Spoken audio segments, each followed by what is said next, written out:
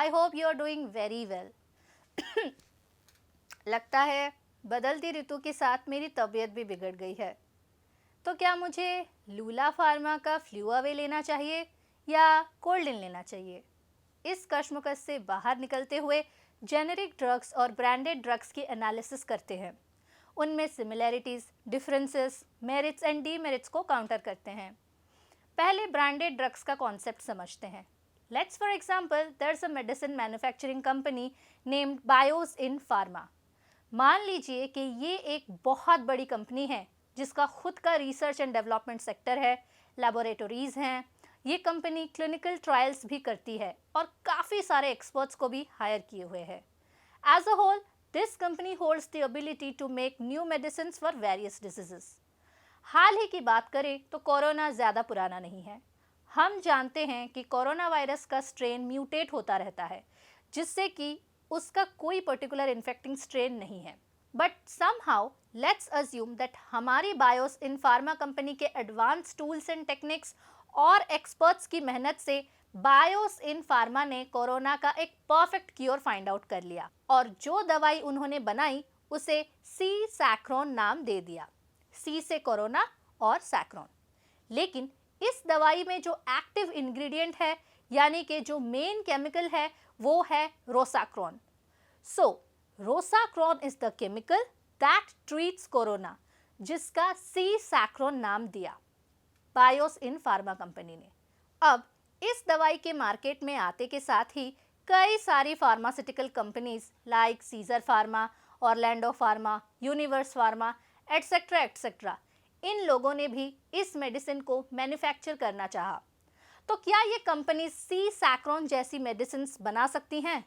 The answer is yes, बना तो सकती हैं बट नॉट इमीडिएटली। इमीडिएटली ही नहीं बना सकती, क्योंकि ये रोसाक्रोन केमिकल को फाइंड आउट करने में जितना एक्सपेंस आया है वो बायोस इन फार्मा सी सैक्रोन मेडिसिन को बेच के पूरी करेगी। और ये जो बायोस इन फार्मा कंपनी है ना, ये लाइफ टाइम के लिए अकेले ही इस मेडिसिन को नहीं बेचेगी। बायोस इन फार्मा को कुछ सालों का पैटेंट सैंक्शन किया गया होगा। For example in this case let's assume 13 years. 13 years का पैटेंट असाइन हुआ होगा। पैटेंट 15 to 20 ईयर्स तक भी रह सकते हैं। फिलहाल किसी भी दूसरे कंपनी को रोसाक्रोन के मेडिसिन बनाने का परमिशन नहीं मिलेगा एंड ये राइट एक्सक्लूसिवली बायोस इन फार्मा के पास ही रहेगी अगले 13 सालों तक, to sell the medicine and recover the expenditure. जैसे ही 13 ईयर्स ओवर हो जाएंगे तो कंपनी का पैटेंट भी एक्सपायर हो जाएगा। फिर रोसाक्रोन नाम के केमिकल को कोई भी कंपनी किसी भी नाम से सेल कर पाएगी। बस मेडिसिन का नाम सी सैक्रोन नहीं होना चाहिए, एज वो इन्वेंटिंग कंपनी का रखा हुआ नाम है। लेकिन मान लीजिए मेरी कोई कंपनी है किरण फार्मा नाम से, तो मैं रोसाक्रोन को के रोसा नाम से मैन्युफैक्चर करके बेच सकती हूँ, जहाँ के रोसा इस मेडिसिन का जेनेरिक नेम होगा। Now let's understand what a generic drug is. According to United States Food and Drug Administration, जिसे आपने FDA के नाम से सुना होगा, ये बॉडी ड्रग्स को मॉनिटर करती है और इसके हिसाब से a drug product that is comparable to branded drug product in dosage form, strength, route of administration, quality and performance characteristics and intended use। ये क्या बोल दिया? कोई भी मेडिसिन जेनेरिक तभी होंगी जब उनमें प्रेजेंट सॉल्ट सेम हो, वो एक ही तरह से काम करते हो, उनका एडमिनिस्ट्रेशन भी सेम हो। ये नहीं कि एक मेडिसिन को टैबलेट के फॉर्म में लिया जा रहा है तो दूसरे को सिरप के फॉर्म में। फॉर एग्जाम्पल एक मेडिसिन है जो non steroidal anti inflammatory drug है, जिसे हम बुखार एंड बॉडी पेन के लिए यूज़ करते हैं, जो कि है इबुप्रोफेन। अब ये इबुप्रोफेन मेडिसिन में जो सॉल्ट है, जो केमिकल है, वो है इबुप्रोफेन, बट इसे एडविल नाम से फाइजर कंपनी के द्वारा सेल किया जाता है। तो एडविल बन गया एक ब्रांड नेम। लाइकवाइज इबुप्रोफेन को कोई भी बेच सकता है, इस पे कोई पैटेंट नहीं है।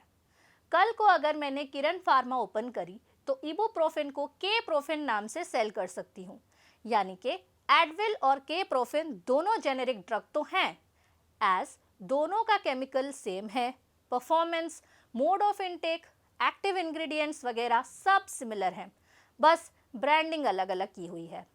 थिंग इज जेनेरिक ड्रग कुछ नहीं, बस एक पर्टिकुलर सॉल्ट का नाम होता है और जब उस पर ब्रांडिंग की जाती है तो वो ब्रांडेड ड्रग बन जाता है और डिफरेंट ब्रांड्स डिफरेंट प्राइस पर सेम मेडिसिन को सेल करते हैं।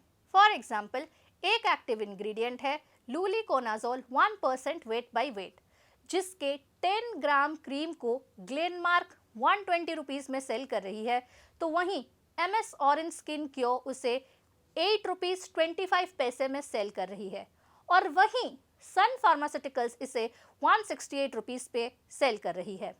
The reason behind this huge price hike is advertisement, marketing, middleman conspiracy and paying to the doctors. अब जल्दी से जेनेरिक और ब्रांडेड ड्रग्स में कंपैरिजन कर लेते हैं, जिससे कि आपके कई सारे डाउट्स क्लियर हो जाएंगे। सबसे बड़ा मिसकॉन्सेप्शन ये है कि जेनेरिक ड्रग्स ब्रांडेड ड्रग्स के मुकाबले कम इफेक्टिव होते हैं। सो नो, ऐसा कुछ नहीं है। Generic drugs have similar efficacy as branded drugs, as उनमें प्रेजेंट सॉल्ट सेम ही होते हैं। दूसरा मिसकॉन्सेप्शन ये है कि जेनेरिक ड्रग ब्रांडेड ड्रग से डिफरेंट दिखता है तो वो ठीक से काम नहीं करेगा। रीजन बिहाइंड अपीयरिंग डिफरेंट में vary in the terms of colours and flavouring agents, but the active ingredient present in them is the same in the same quantity. After all, ये एक्टिव इंग्रेडिएंट्स ही हैं जो drugs के efficacy को determine करते हैं, and inactive ingredients will not affect the overall performance, safety and efficaciousness of the generic drug. Generic drug and branded drug अपने strength, dosages और मोड ऑफ एडमिनिस्ट्रेशन में सेम ही होते हैं। जैसे कि मैंने बताया था कि अगर ब्रांडेड ड्रग को कैप्सूल के फॉर्म में लिया जाता है तो जेनेरिक ड्रग को भी कैप्सूल के फॉर्म में ही लिया जाता है। जेनेरिक ड्रग्स का भी सेम यूजेज इंडिकेशन रहेगा as branded drugs. Generic drugs have similar bioavailability and are bioequivalent to branded drugs. That means amount of drug जो ब्लड स्ट्रीम में मिलने वाला है वो सेम ही रहेगा। स्टिल बहुत सी कंपनीज हैं जो कि जेनेरिक मेडिसिन को ही स्पेसिफिक नाम देके हाई प्राइस पर सेल करती हैं, जिससे कि नॉर्मल पॉपुलेशन बायस होती है। According to an estimated report, generic drug से कस्टमर्स के 8 to 10 billion dollars every year save होते हैं। जेनेरिक ड्रग्स के यूज को अपलिफ्ट करने के लिए प्राइम मिनिस्टर श्री नरेंद्र मोदी जी ने 2017 में सूरत के डॉक्टर्स को जेनेरिक ड्रग्स प्रेस्क्राइब करने कहा इंस्टेड ऑफ ब्रांडेड ड्रग्स। उन्होंने ये तक कहा कि एक लीगल फ्रेमवर्क बनाया जाएगा जो कि डॉक्टर्स को मॉनिटर करेगा। मेडिकल काउंसिल ऑफ इंडिया ने भी डॉक्टर्स से बोल दिया है प्रेस्क्राइब जेनेरिक ड्रग्स और फेस एक्शन, यानी कि अगर डॉक्टर्स ने जेनेरिक मेडिसिन प्रेस्क्राइब नहीं किया तो उनके खिलाफ एक्शंस लिए जाएंगे। प्रधानमंत्री भारतीय जनौषधि परियोजना के तहत पूरे कंट्री में मेडिसिन स्टोर्स ओपन किए गए हैं जहां जेनेरिक ड्रग्स अवेलेबल होते हैं और काफ़ी कॉस्ट इफेक्टिव भी होते हैं। Even after all these efforts, people still consider generic drugs to be inferior than branded drugs. According to a study conducted on African Americans of Alabama, USA, उन लोगों का ये मानना था कि जेनेरिक ड्रग्स ब्रांडेड ड्रग्स से कम effective होते हैं। दूसरी तरफ फिनलैंड के पेशेंट्स में से 81% जेनेरिक मेडिसिन को इक्वली इफेक्टिव नहीं मानते। पालागी एंड लासानोवा के 2008 के रिपोर्ट्स के अकॉर्डिंग 17% पेशेंट्स जेनेरिक ड्रग्स को लेस इफेक्टिव कंसिडर करते हैं ब्रांडेड ड्रग्स से। जेनेरिक और ब्रांडेड ड्रग्स रिलेटेड जो भी मिसकॉन्सेप्शंस लोगों में है वो दूर होना चाहिए और लोग अवेयर होने चाहिए। गवर्नमेंट को इससे रिलेटेड कुछ रेगुलेशंस के थ्रू ज़्यादा से ज़्यादा अवेयरनेस स्प्रेड करना चाहिए। आप लोग भी इस वीडियो को शेयर करके फ्री ऑफ कॉस्ट ज़्यादा से ज़्यादा लोगों को अवेयर करिए और कमेंट्स में अपना ओपिनियन ज़रूर बताइएगा कि आप किसे चुनेंगे, जेनेरिक या branded. Well, there are ample of evidences that make sure generic medicines are equally efficacious than branded medicines and sometimes even better. Go generic, be cost effective. क्योंकि मैं फार्मा से हूँ, I know. Thank you, stay fabulous until we meet next time. जय जगन्नाथ।